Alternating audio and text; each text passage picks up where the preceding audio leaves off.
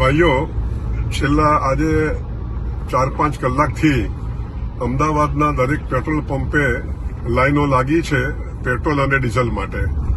ખરેખર આ અફવા છે અને આ પેટ્રોલ અને ડીઝલના સપ્લાયમાં સરકાર તરફથી કે ઓઇલ કંપની તરફથી કોઈ તકલીફ નથી અને જોઈએ એટલું પેટ્રોલ ડીઝલ મળે છે.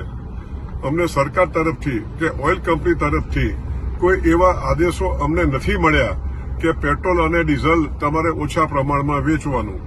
અમદાવાદમાં જો જોવા જઈએ તો 210 પેટ્રોલ પંપો છે, પરંતુ આજે 3 કે 4 પેટ્રોલ પંપે પેટ્રોલ નહીં હોવાથી આ પેનિક થયું છે. માટે હું પ્રજાને વિનંતી કરું છું કે આવી કોઈ અફવાઓ માનશો નહીં અને આપને જોઈએ એટલું પેટ્રોલ અને ડીઝલ મળવાનું છે.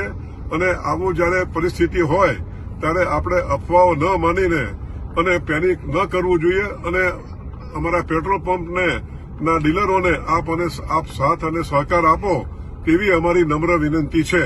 આભાર.